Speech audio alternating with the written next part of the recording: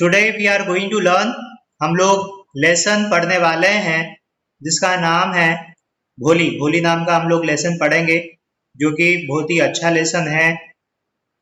ऐसा लेसन जिससे हम लोगों को बहुत सारी चीजें सीखने को मिलेगी। देखिए एनसीईआरटी में होता यही है कि हम हर लेसन के पीछे कुछ न कुछ स्टोरी होती है, कुछ न कुछ मैसेज होता है जो कि राइटर हम लोगों को देना चाहते हैं। इसीलिए वही लेसन चूज किए गए हैं जो कि हमारे लिए क्या हो, एक स्टोरी है ना, हम लोगों के लिए एक मैसेज देने वाले हों। ऐसे ही लेसन्स को यहाँ पे बताया गया है।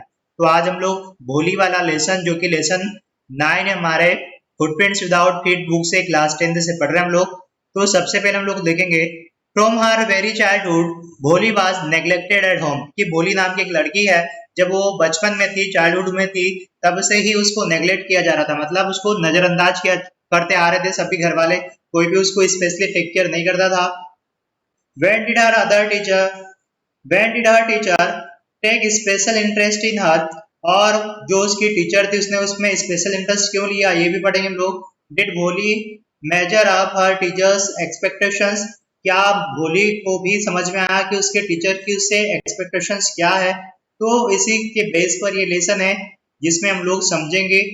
आगे ये भी हम लोगों को बताया गया है। क्या बताया गया है देखते हैं हम लोग। आगे हम लोगों को बताया गया है रीड एंड फाइंड आउट। हम लोगों को रीड करना है, फाइंड आउट करना है। क्या रीड एंड फाइंड आउट करना है? वाई इज, फर्स्ट क्वेश्चन है why is Bholi's father worried about her. कि भोली के फादर उसके लिए वरीड या चिंतित क्यों थे, क्या कारण था। सेकंड है for what unusual reason is Bholi sent to school. Bholi को क्यों अनयूजुअल रीजन के लिए स्कूल भेजा गया, हम लोग पढ़ेंगे। तो चलिए स्टार्ट करते हैं story. Her name was Sulekha, उसका नाम सुलेखा था। But her childhood everyone had been calling her Bholi the सिंपलीटन। देखो उसका नाम तो सुलेखा था, लेकिन बचपन से ही सभी लोग, जितने भी लोग थे, सभी उसको भोली बताते थे। सिंपलीटन में मतलब चिढ़ाने के वे में, है ना। भोली मतलब आपने सुना होगा ना, भोलेनाथ का नाम भी भोला। भोला मतलब समझते हैं आप लोग क्या होता है। तो she was the fourth daughter of नंबरदार रामलाल। की हम लोग यहाँ पे उस पर्सन की बात कर रहे हैं, इसके पापा की बात कर रहे हैं। भोले के पापा का नाम नंबरदार रामलाल है। उसके पापा का नाम क्या है? नंबरदार रामलाल है। When she was 10 months old, जब वो 10 मंथ की थी, she had fallen off the coat of her head and perhaps it had damaged some part of her brain। कि जब वो 10 मंथ्स की थी तब वो क्या हो गई, जो बिस्तर था अपने बेड में से नीचे गिर गई, इसलिए उसके जो हेड था उसमें चोट लगी, और इसी कारण ऐसा कहा जाता है कि ये जो ब्रेन था उसमें कुछ पार्ट डैमेज हो गया। That was why she remained a backward child and come to be known as भोली। और इसीलिए वो क्या थी, उसमें थोड़ा सा उसको अंडरस्टैंडिंग, म्यूचुअल अंडरस्टैंडिंग उसके अंदर थोड़ी सी कम थी, इसीलिए उसको भोली कहते थे सभी, the सिंपलीटन। At birth the child was very fair and pretty। कि जब ये जो भोली का बर्थ हुआ था, है ना, तब ये बहुत ही वेरी फेयर थी, बहुत ही प्यारी थी। But when she was 2 years old, लेकिन जब वो 2 साल की थी, she had an attack of smallpox। कि उसको smallpox हो गया था। Only the eyes were saved, but the entire body was permanently disfigured by the deep black pock marks। कि जब वो कितने साल की थी भाई, कितने ईयर्स की बताया उसको, 2 years old जब वो थी, 2 साल की थी, तब क्या हुआ कि उसको क्या हो गया था, क्या हो गया था उसको, आप लोगों को बताया मैंने कि उसको स्मॉल पॉक्स हो गया था, जिसके कारण उसको सारे उसकी आईज को छोड़कर पूरी बॉडी में उसको स्मॉल पॉक्स के ना ब्लैक ब्लैक पॉक्स के मार्क्स हो गए थे। अब आगे देखते हैं हम लोग। Little Sulekha could not speak till she was 5। अब ये जो सुलेखा है, मतलब जो भोली नाम की लड़की है, जब ये 5 years old थी तब तक ये बोल नहीं पाती थी। And when at last she learn to speak, लेकिन जब बाद में उसने बोलना सीखा, शी स्टेमर्ड, तो वो हकलाने लगी। स्टेमर्ड मतलब अटक अटक के बोलने लगी। The other children often made fun of her। और जो दूसरे बच्चे थे वो उसके मजे लेते थे। मिमिक्ड हर, उसकी मिमिक्री मतलब उसकी तरह अटक अटक कर बोल के बताते थे। एज अ रिजल्ट, और रिजल्ट ये हुआ, सी टॉक्ड वेरी लिटिल, और वो डिमोटिवेट हो गई, और इसके कारण वो क्या करने लगी, बहुत कम बोलने लगी। अब जो रामलाल है उसके पापा हैड 7 चिल्ड्रन थे उनके घर में, 3 sons and 4 daughters, 3 sons थे और 4 daughters, 7 हो गए। And the youngest of them was बोली, और सबसे जो छोटा था है ना बच्चा था वो था बोली, मतलब ये लड़की थी। It was a prosperous farmer's household and there was plenty to eat and drink, क्योंकि ये प्रॉस्परस फार्मर का घर था, मतलब अच्छे धन धान्य से संपन्न था, पैसे वाले फार्मर का घर था, इसलिए क्या था, घर में खाने पीने की चीजें जो थी उनकी कमी नहीं थी। All the children except Bholi were healthy and strong, कि जो चिल्ड्रन जितने भी थे घर में होली को छोड़कर सब भी हेल्दी थे और स्ट्रॉन्ग थे। The sons had been sent to the city to study in the school, जो बच्चे थे उनको सिटी में भेजा गया स्कूल की स्टडी करने के लिए और बाद में कॉलेज की स्टडी करने के लिए। उम्मीद है आप लोग समझ गए होंगे।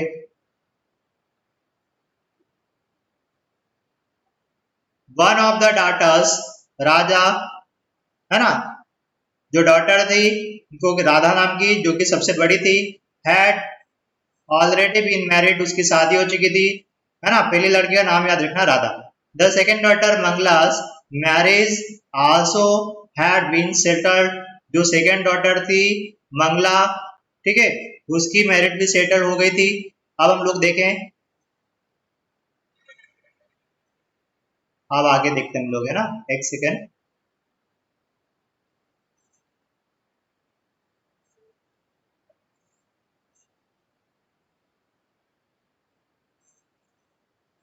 चलो आगे देखें हम लोग।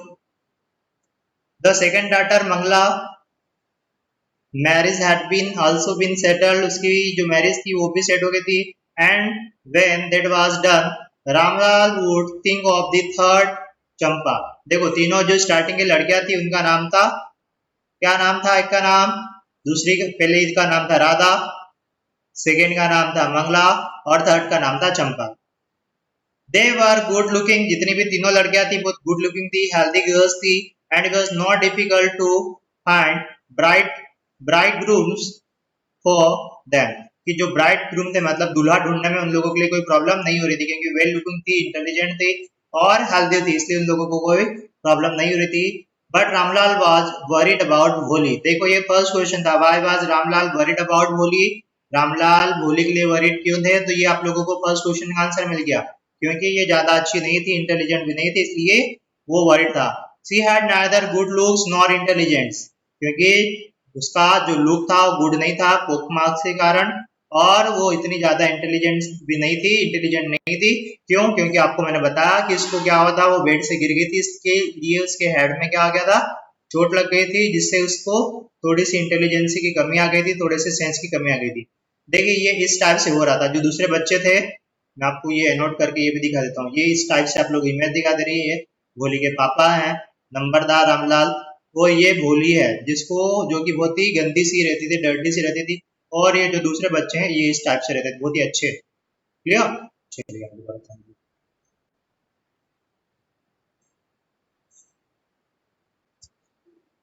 तो अब आगे भाई क्या दे रखा है स्टोरी में, नेक्स्ट हम लोगों को दे रखा है next point, Bholi was 7 years old when Mangala was married, कि जब मंगला की मैरिड हुई उस समय भोली कितने ईयर्स ओल्ड थी, 7 years ओल्ड थी। The same year a primary school for girls was open in the village, और उसी साल जो गर्ल्स थी उनके लिए प्राइमरी स्कूल है ना वो ओपन हो गया, गर्ल्स के लिए उसी साल प्राइमरी स्कूल उनके गांव में स्टार्ट हो गया। The tehsildar sahib came to perform its opening ceremony, जो तहसीलदार सर थे वो ओपनिंग सेरेमनी वहां पर आए। ही सेड टू रामलाल, और इसलिए उन्होंने भोली के पापा मतलब रामलाल से कहा, एज अ रिवेन्यू ऑफिशियल, क्योंकि रिवेन्यू ऑफिशियल थे वहां पे, you are a representative of the government, कि तुम है ना रिवेन्यू ऑफिशियल हो मतलब गवर्नमेंट के रिप्रेजेंटेटिव हो in the village, and you must set an example to the villagers, इसलिए तुम्हें क्या करना चाहिए, विलेजर्स के लिए एग्जाम्पल सेट करना चाहिए। क्या एग्जाम्पल सेट करना चाहिए, you must set your daughters to school, इसलिए तुम्हें तुम्हारी जो बच्चियां हैं, जो लड़कियां हैं, उनको सभी को स्कूल भेजना चाहिए, क्योंकि हम लोगों ने देखा होगा कि एंशियंट टाइम में, जो पुराने समय में देखा होगा कि लोग क्या करते थे, बच्चे को स्कूल नहीं भेजते थे, गर्ल्स को, डॉटर्स को स्कूल नहीं भेजते थे। तो ये एक मिसाल हो जाएगी, ऐसा तहसीलदार साहब ने उसे कहा।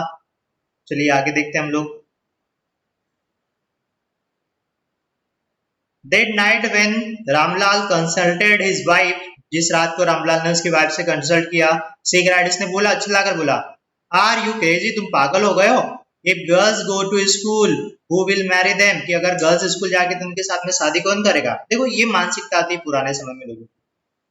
But Ramlal had not courage to disobey the tehsildar, कुछ भी हो, लेकिन अब रामलाल के जो भोले के पापा था ना, उनके अंदर इतना करेज नहीं था कि तहसीलदार साहब की बात को मना कर दे।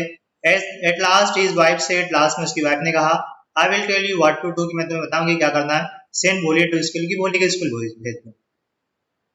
as it is there the little chance of her getting married, कि इसी कारण कि अगर ऐसे भी क्या हुआ कि उसको अगर हम लोग स्कूल भी भेज देंगे, वैसे भी उसके शादी होने की बहुत कम चांस है, उससे कोई शादी करेगा नहीं, तो इससे अच्छा है कि उसको स्कूल भेज दो। विथ हर अगली face and lake of sense, क्योंकि उसका फेस भी अगली है, लेक ऑफ सेंस भी हो।